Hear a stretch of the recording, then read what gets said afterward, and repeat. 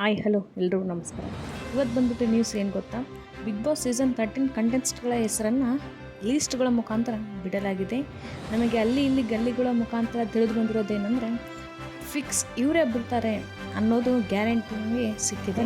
ಅವ್ರ ಬಗ್ಗೆ ಪಟ್ಟಿ ಲೀಸ್ಟ್ಗಳನ್ನು ನೋಡ್ತಾ ಹೋಗೋಣ. ಯಾರ್ಯಾರು ಬರ್ತಿದ್ದಾರೆ, ಯಾರ್ಯಾರಿಲ್ಲ, ಏನೇನು ನಾವು ಎಕ್ಸ್ಪೆಕ್ಟ್ ಮಾಡ್ಬೋದು ಗಾಯ್ಸ್. ಈ ಸರಿ ಬಿಗ್ ಬಾಸಲ್ಲಿ ನೀವು ತುಂಬಾ ಎಕ್ಸ್ಪೆಕ್ಟ್ ಮಾಡ್ಬೋದು. ಯಾಕಂದರೆ ಜನರಲ್ ಅಂದರೆ ನಾವು ಗಾಯ್ಸ್ ಅಂದರೆ ಸೆಲೆಬ್ರಿಟಿಗಳು ಮಾತ್ರವಲ್ಲದೆ ನಾವು ಅಲ್ಲಿ ಪಾರ್ಟಿಸಿಪೇಟ್ ಮಾಡ್ಬೋದು, ಆಡಿಷನ್ ಕೊಡ್ಬೋದು ಅನ್ನೋ ಸಹ ಬಿಗ್ ಬಾಸ್ ಸೀಸನ್ 13 ಪ್ರೋಮೋದಲ್ಲಿ ಅನೌನ್ಸ್ ಮಾಡಿದ್ದಾರೆ. ಅದಕ್ಕೋಸ್ಕರ ಎಲ್ಲರೂ ಬೇಗನೆ ಅಪ್ಲೈ ಮಾಡಿರಿ, ವಿಡಿಯೋ ಮಾಡಿ, ಶಾರ್ಟ್ಸ್ ಮಾಡಿರಿ, ನಿಮಗೆ ಇನ್ಸ್ಟಾಗ್ರಾಮಲ್ಲಿ ಬಿಡ್ರಿ, ಅವರಿಗೆ ಲಿಂಕ್ ಕೊಟ್ಟಿರ್ತಾರೆ, ಲಿಂಕಲ್ಲಿ ನೀವು ಅಪ್ಲೋಡ್ ಮಾಡಿರಿ ಅಂತ ಹೇಳ್ತಾ ಇದ್ದೀನಿ. ಈ ಸರಿ ಕನ್ನಡ ಬಿಗ್ ಬಾಸಲ್ಲಿ ತುಂಬಾ ನೀವು ಎಕ್ಸ್ಪೆಕ್ಟ್ ಮಾಡ್ಬೋದು.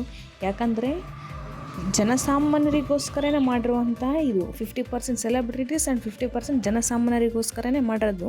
ಅದಕ್ಕೋಸ್ಕರನೇ ಎಲ್ಲರೂ ಯುಟಿಲೈಸೇಷನ್ ಮಾಡಿರಿ ಅಂತ ಹೇಳ್ತಾ ಇದ್ದೀನಿ. ಈ ಬಿಗ್ ಬಾಸಲ್ಲಿ emotions and truthness very important is kindness. ನಾವು ಬಿಗ್ ಬಾಸಲ್ಲಿ ಪ್ರತಿ ಸೀಸನಲ್ಲಿ ಕಾಣ್ತಾ ಇದ್ದೀವಿ, ನೋಡ್ತಾ ಇದ್ದೀವಿ. ಪ್ರತಿ ಸೀಸನ್ ಬಿಗ್ ಬಾಸ್ ಬಂದುಬಿಟ್ಟು 100 ಡೇಸ್ ನಡೆಯುತ್ತೆ. ಇದು ಎಲ್ರಿಗೂ ಕಾಮನ್ ಆಗಿ ಗೊತ್ತಿರುತ್ತೆ. ತದನಂತರ ಯಾರೆಲ್ಲ ಬರಬಹುದು, ಯಾರೆಲ್ಲ ಬರುವ ಚಾನ್ಸಸ್ ಇದೆ ಅಂದರೆ ನಾನು ಸೆಲೆಬ್ರಿಟಿನೊಂದೇ ಹೇಳ್ತಾ ಇರೋದು, ನಾನು ಜನಸಾಮಾನ್ಯರ ಬಗ್ಗೆ ಹೇಳ್ತಿಲ್ಲ. ಸೆಲೆಬ್ರಿಟೀಸ್ಗಳಲ್ಲಿ ಯಾರ್ಯಾರು ಬರ್ಬೋದು ನೋಡ್ತಾ ಹೋಗೋಣ, ಬನ್ನಿ ಸ್ಟಾರ್ಟ್ ಮಾಡೋಣ. ಮೊದಲನೇದಾಗಿ ವರುಣ್ ಆರಾಧ್ಯ. ಇವ್ರ ಬಗ್ಗೆ ಎಲ್ರಿಗೂ ಗೊತ್ತಿರುತ್ತೆ. ಇವ್ರು ಬಂದುಬಿಟ್ಟು ಯೂಟ್ಯೂಬಿಂದ, ಇನ್ಸ್ಟಾಗ್ರಾಮಿಂದ ಫೇಮಸ್ ಆದ ಒಬ್ಬ ವ್ಯಕ್ತಿ. Smartness and kindness. ಇವರಿಗೆ ಇನ್ಸ್ಟಾಗ್ರಾಮ್ದಲ್ಲಿ 1+ ಮಿಲಿಯನ್ ಫಾಲೋವರ್ಸ್ ಇದ್ದಾರೆ. ನೋಡಿರಿ ಇವ್ರ ರೇಂಜ್ ಯಾವ ರೀತಿ ಇದೆ. ಇವರು ಒಬ್ಬ ತುಂಬಾ ಸ್ಟ್ರಾಂಗ್ ಕಂಟೆಸ್ಟೆಂಟ್ಸ್ ಆಗಿ ನಮಗೆ ಕಾಣ್ತಾ ಹೋಗ್ತಾರೆ. ಮುಂದಿನ ದಿನಗಳಲ್ಲಿ ಅದನ್ನು ನೀವು ನೋಡ್ತೀರಾ, ಎಕ್ಸ್ಪೆಕ್ಟ್ ಮಾಡ್ತೀರಾ. ಇವ್ರಿಗೆ ಸಪೋರ್ಟ್ ಅಂತೂ ಖಂಡಿತವಾಗಿ ನೀವು ಮಾಡ್ತೀರಾ ಅಂತ ಹೇಳ್ತಾ ಇದ್ದೀನಿ. ನೆಕ್ಸ್ಟ್ ಬಂದುಬಿಟ್ಟು ಋತ್ವಿಕ್ ಕೃಪಾಕರ್. ಇವರು ಬಂದುಬಿಟ್ಟು ಕಲರ್ಸ್ ಕನ್ನಡ ವಾಹಿನಿಯಲ್ಲಿ ನಟಿಸ್ತಾ ಇದ್ದರು. ಇವರು ರಾಮಚಾರಿ ಎಂಬ ಧಾರಾವಾಹಿಯಲ್ಲಿ ಸಹ ಇವರು ಅಭಿನಯಿಸಿದ್ದಾರೆ. ಇವರು ಒಬ್ಬ ತನ್ನದೇ ಆದ ಶೈಲಿಯಲ್ಲಿ ವಿಭಿನ್ನವಾದ ಆ್ಯಕ್ಟಿಂಗನ್ನು ಹೊಂದಿದ್ದಾರೆ. ಇವ್ರ ಬಗ್ಗೆ ನಾವು ಮೊದಲೇ ನೋಡಿರ್ತೀವಿ, ಕೇಳಿರ್ತೀವಿ. ಹಾಗೆ ಇವರ ನೈಜ ಮತ್ತು ನೃತ್ಯವನ್ನು ನಾವು ಸಹ ನೋಡಿದ್ದೀವಿ. ಇವ್ರಿಗೆ ಸಹ ತುಂಬ ಫಾಲೋವರ್ಸ್ ಇದ್ದಾರೆ. ಇವರಿಗೂ ಸಪೋರ್ಟ್ ಮಾಡಿರಿ. ತದನಂತರ ಬಾಳು ಬೆಳಗುಂದಿ, ಕರ್ನಾಟಕದ ಗೊತ್ತಲ್ವಾ, ಫೇಮಸ್ ಸಿಂಗರ್ ಅಂತಲೇ ಹೇಳ್ಬೋದು ನಾವು. ಬಾಳು ಬೆಳಗುಂದಿ ಇವರು ಲಂಗದೋಣಿಯಲ್ಲಿ ಮಸ್ತಾಗಿ ಕಾಣ್ತಿ ಲಾವಣ್ಯ ಅನ್ನೋ ಸಾಂಗನ್ನು ತುಂಬ ರಚನೆ ಮಾಡಿದ್ದಾರೆ. ಇದರಿಂದ ತುಂಬ ಫೇಮಸ್ ಗುಣ ಆಗಿದೆ. ಸರಿಗಮಪದಲ್ಲಿ ಇವರು ಆಡಿಷನ್ ಕೊಟ್ಟು ಫೈನಲ್ವರೆಗೂ ಮುಟ್ಟಿದ್ರು ಅಂತ ಹೇಳ್ಬೋದು ನಾವು. ಇವರು ಸಹ ಬರುವ ಚಾನ್ಸಸ್ ತುಂಬ ಇದೆ. ಇವ್ರಿಗೂ ಸಪೋರ್ಟ್ ಮಾಡಿರಿ. ತದನಂತರ ಪ್ರಿಯಾಂಕಾ. ಇವ್ರು ಬಂದುಬಿಟ್ಟು ಮಹಾನಟಿ ಸೀಸನ್ 1ನ ವಿನ್ನರ್ ಆಗಿರ್ತಾರೆ. ಪ್ರಿಯಾಂಕಾ ಅಂತ ರೀಸೆಂಟಾಗಿ ಇವರು ಕನ್ನಡ ಸಿನಿಮಾದಲ್ಲಿ ರಚಿಸಿದ್ದಾರೆ, ಏಳಮ್ಮಲೈ ಅನ್ನೋದು. ಅದು ಅಲ್ಪ ಸ್ವಲ್ಪ ರೇಂಜಿಗೆ ಹಿಟ್ಟಾಗಿದೆ. ಈ ಸಿನಿಮಾದ ಹೀರೋ ಬಂದುಬಿಟ್ಟು ನಮ್ಮ ರಕ್ಷಿತಾ ಇದ್ದಾರಲ್ಲ, ಪ್ರೇಮ್ ರಕ್ಷಿತಾ ಅವರ ತಮ್ಮ. ಅದರಲ್ಲಿ ಇವರು ಆ್ಯಕ್ಟ್ ಮಾಡಿದ್ದಾರೆ. ಇವರು ಸಹ ಬರೋ ಚಾನ್ಸಸ್ ಇದೆ. ಇವ್ರಿಗೂ ಸಪೋರ್ಟ್ ಮಾಡಿರಿ ಅಂತ ಹೇಳ್ತಾ ಇದ್ದೀನಿ. ತದನಂತರ ಭರತ್ ಬೋಪಣ್ಣ. ಇವರು ಸಹ ಗೊತ್ತಲ್ವ, ಧಾರಾವಾಹಿಯ ಆ್ಯಕ್ಟರ್ ಎಂಬುದು ನಾವು ಕಾಣ್ಬೋದು. ಇವರನ್ನು ಬಿಗ್ ಬಾಸ್ಗೆ ಬರುವ ಚಾನ್ಸಸ್ ಇದೆ ಎಂದು ಪಟ್ಟಿಗಳಲ್ಲಿ ನಾವು ಕಾಣ್ತಾ ಇದ್ವಿ. ಗಲ್ಲಿ ನ್ಯೂಸ್ಗಳ ಮುಖಾಂತರ ನಾವು ಕೇಳ್ತಾ ಇದ್ವಿ. ಅದಕ್ಕೋಸ್ಕರ ಇವ್ರಿಗೂ ಸಪೋರ್ಟ್ ಮಾಡಿರಿ. ಇವರು ಬರುವ ಚಾನ್ಸಸ್ ಇದೆ. ಇವರು ಬಂದುಬಿಟ್ಟು ಜಿ ಕನ್ನಡದಲ್ಲಿ ಒಂದು ಧಾರಾವಾಹಿಯಲ್ಲಿ ಆ್ಯಕ್ಟ್ ಮಾಡಿದ್ರು. ಆ ಸೀರಿಯಲ್ ತುಂಬಾ ಹಿಟ್ಟಾಯಿತು. ಅದಕ್ಕೋಸ್ಕರ ಇವ್ರಿಗೂ ಸಪೋರ್ಟ್ ಮಾಡಿ. ನೆಕ್ಸ್ಟ್ ಬಂದುಬಿಟ್ಟು ಸ್ಯಾಮ್ ಸಮೀರ್. ಇವರು ಬಂದುಬಿಟ್ಟು ಯೂಟ್ಯೂಬ್ ಹಾಗೆ ಇನ್ಸ್ಟಾಗ್ರಾಮಲ್ಲಿ ತುಂಬಾ ಫೇಮಸ್ ಆದ ವ್ಯಕ್ತಿ. ಇವರಿಗೆ 1+ ಮಿಲಿಯನ್ ಫಾಲೋವರ್ಸ್ ಇದ್ದಾರೆ ಇನ್ಸ್ಟಾಗ್ರಾಮಲ್ಲಿ.